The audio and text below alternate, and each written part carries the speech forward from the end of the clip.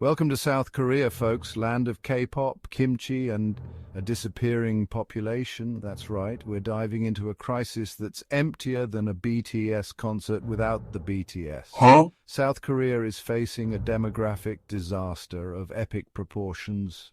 It's like someone hit the delete button on their population growth, and now they're scrambling to find the undo key. South Korea's population is shrinking faster than my patience for people who say, literally when they mean figuratively. We're talking about a country where more people are leaving this mortal coil than entering it. It's like a nightclub where the line to get out is longer than the line to get in. Now you might be thinking, why should I care about South Korea's population? I've got my own problems, like trying to figure out why my cat stares at me while I sleep. Well, my feline-fearing friend, this isn't just South Korea's problem.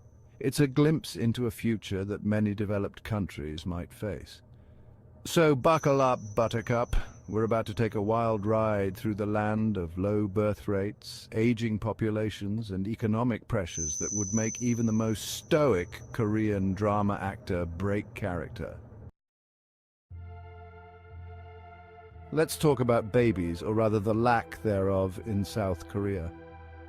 The country's birth rate is lower than my chances of ever understanding cricket. We're talking about a fertility rate of 0.78 children per woman in 2022. That's not just low, it's subterranean. To put this in perspective, you need a fertility rate of about 2.1 just to maintain a stable population. South Korea's rate is so low, it makes pandas look like breeding machines in comparison. Young professional. The reasons behind this baby bust are more complex than the plot of a Korean drama. Young Koreans aren't just choosing not to have kids. Many feel like they can't have kids. Would you rather have a child or afford a roof over your head? Would you rather change diapers or have a shot at career advancement? This isn't just a blip on the radar, folks. It's a problem that's snowballing faster than a K-pop dance routine, and it's leaving South Korea with more question marks about its future than a conspiracy theorist at a flat Earth convention. Now let's shift gears from the baby drought to the senior surge. South Korea isn't just running low on rugrats, it's also turning into a nation that's grayer than a cloudy day in London. By 2050, it's estimated that a whopping 43% of South Korea's population will be over 65. That's not just a lot, that's Florida during snowbird season levels of seniors. Elderly citizen. This silver tsunami isn't just a problem for the denture adhesive industry. It's creating a massive strain on South Korea's social systems. The country's pension and healthcare systems are sweating more than a long-tailed cat in a room full of rocking chairs. They're facing a future where there are fewer young workers to support an ever-growing elderly population. And let's not forget the cultural impact. South Korea is known for its respect for elders, but this isn't just about holding doors open or giving up seats on the subway. It's a demographic change that's reshaping everything from politics to consumer goods, and it's happening faster than you can say. Okay, boomer in Korean. All right, let's talk money, honey, or rather the lack of it.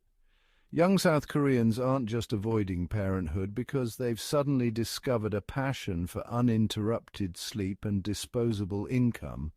No, they're caught in an economic pressure cooker that would make even Gordon Ramsay lose his cool. Young professional. First up, we've got the housing market. Buying a home in South Korea is about as easy as nailing jelly to a wall. Property prices in Seoul have skyrocketed faster than a SpaceX rocket, leaving young people with about as much chance of owning a home as I have of winning an Olympic gold in synchronized swimming. But wait, there's more. Job competition in South Korea is fiercer than a rap battle between dictionary editors. Young Koreans spend years studying for exams, racking up degrees and padding their resumes, all for a shot at a stable job. Young professional. And let's not forget about the cost of raising a child. In South Korea, it's not just expensive, it's sell a kidney to afford diapers levels of costly. Is it any wonder young Koreans are saying thanks, but no thanks to parenthood? They're not just childless, they're child-free by financial necessity. Now, let's dive into the cultural kimchi stew that's brewing in South Korea. We're witnessing a shift in attitudes towards family and marriage that's more dramatic than a plot twist in a K-drama. Traditional values are being tossed out faster than last week's bibimbap, and young Koreans are rewriting the rulebook on relationships. Marriage, once considered as essential as banchan at a Korean meal, is now an optional side dish. Young Koreans are saying "I don't" to marriage more often than a toddler refusing vegetables. It's not that they don't believe in love, they just don't see the point in making it official. Who needs a wedding certificate when you've got Netflix and chill, right? But it's not just about avoiding the big white dress and the awkward dance with your new in-laws. They're prioritizing personal growth, career advancement and self-fulfillment over the traditional path of marriage and kids. And let's talk about gender roles, shall we? They're changing faster than a chameleon in a crayon factory. It's a revolution that's left many older Koreans clutching their pearls and wondering what happened to the good old days. But for young Koreans, especially women, it's a liberating shift.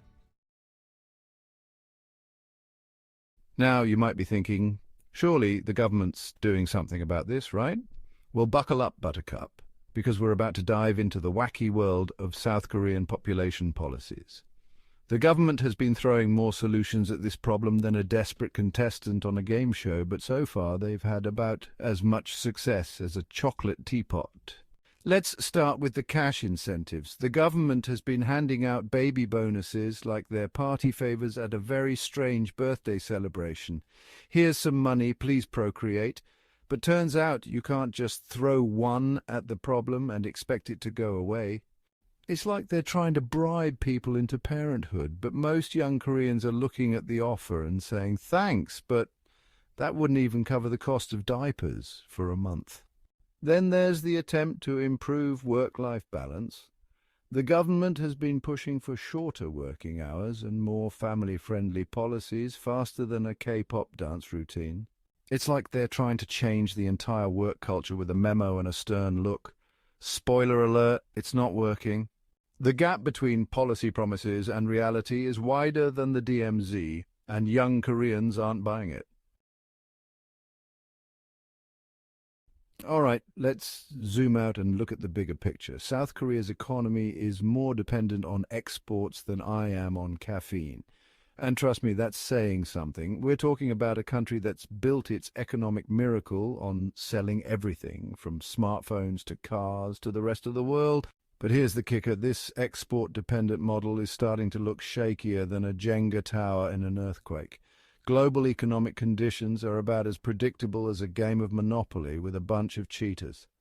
It's like they're trying to navigate a ship through a perfect storm while blindfolded and juggling flaming torches.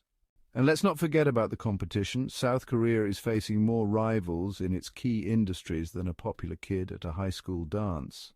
Chinese companies are breathing down their neck in electronics and shipbuilding, while everyone and their dog seems to be getting into the EV game.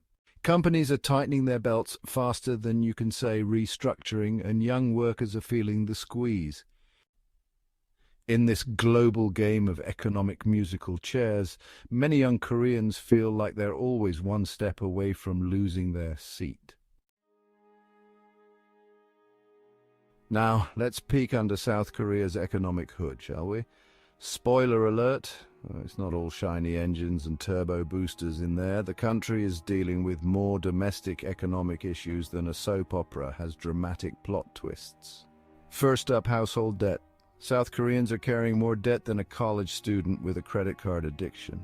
This debt isn't just from splurging on the latest Samsung gadgets or BTS merchandise. No, it's mostly from trying to keep a roof over their heads in a housing market that's more inflated than a bouncy castle at a kid's birthday party. It's hard to think about starting a family when your finances are screaming SOS louder than a distress signal from a sinking ship. But wait, there's more. The job market in South Korea is tougher than a $2 steak. Young people are facing a job hunt that's more competitive than a reality TV show where the prize is a lifetime supply of kimchi. It's creating a perfect storm of economic stagnation that's about as welcome as a vegetarian at a Korean BBQ restaurant. Alright, that's all for today. Thank you for watching. If you have any insights as to why South Koreans aren't procreating, do drop your 2 cents or ones in the comments. I'd like to hear from you. And as usual, remember to like, subscribe, and click the bell icon, yada yada, you know the drill. See you in the next chapter. In the meantime, you can check out how this country became the fastest growing economy during the pandemic.